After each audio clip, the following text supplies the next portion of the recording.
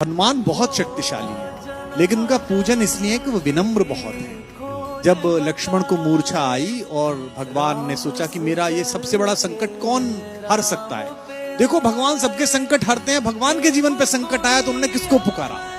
उन्होंने हनुमान से कहा कि तुम जाओ और संजीवनी लेके आओ। तो जब आकाश में हनुमान चले तो सूरज निकला हुआ था। आकाश में तो सूरज होता ही है, दिन कभी डूबता नहीं है। हमारी माँ पृथ्वी हमें गोदी में लेकर हमारे पिता सूरज की ओर से पीठ कर लेती है।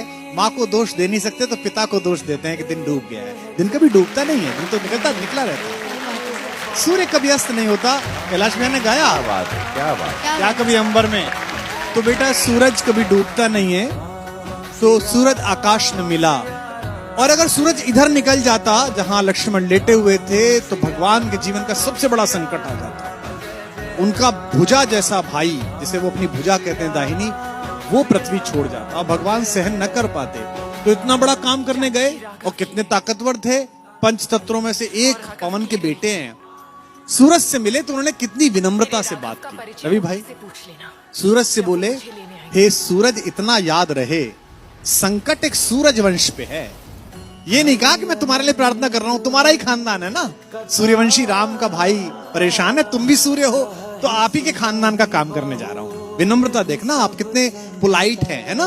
ये सूरज इतना याद रहे संकट एक सूरज वंश पे है। लंका के नीच राहु द्वारा आघात दिनेश अंश पर है। मेरे आने से पहले यदि किरणों का चमत्कार होगा तो सूर्य वंश में सूर्यदेव निश्चित ही अंधकार होगा।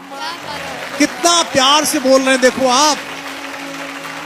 इसलिए छिपे रहना भगवान। जिसने राम के अलावा किसी को भगवान नहीं माना, वो हनुमान सूर्य से कह रहे हैं, इसलिए छिपे रहना भगवान, जब तक मैं जड़ी पहुंचा दूं मैं, बस तभी प्रकट होना भगवान, जब संकट निशा मिटा दूं मैं। आशा है स्वल्प प्रार्थना, ये जरा सी प्रार्थना सच्चे जी से स्वीकारोगे।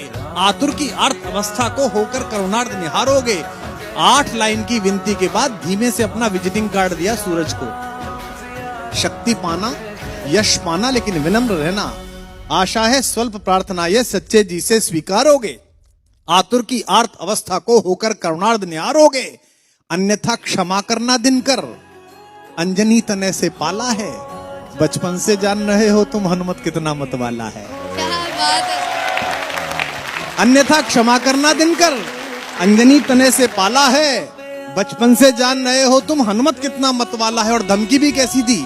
ये जो रवि भैया खड़े हैं ना आपके बगल में, इनके इलाका जहां से शुरू होता है वह धमकी ऐसी दी जाती है कि इतना गोली मारेंगे कि खोखा बेच के करोड़पति हो जाइएगा। लेकिन हनुमान जी ने कैसी धमकी दी, कितनी विनम्रता से। ऐसा कोई नहीं बोलता, ऐसे बनना सब। आशा है स्वल्प, अन्यथा क्षमा करना दिनकर, अंजनी तने से पाला है। बचपन से जान रहे हो तुम हनुमत कितना मतवाला है।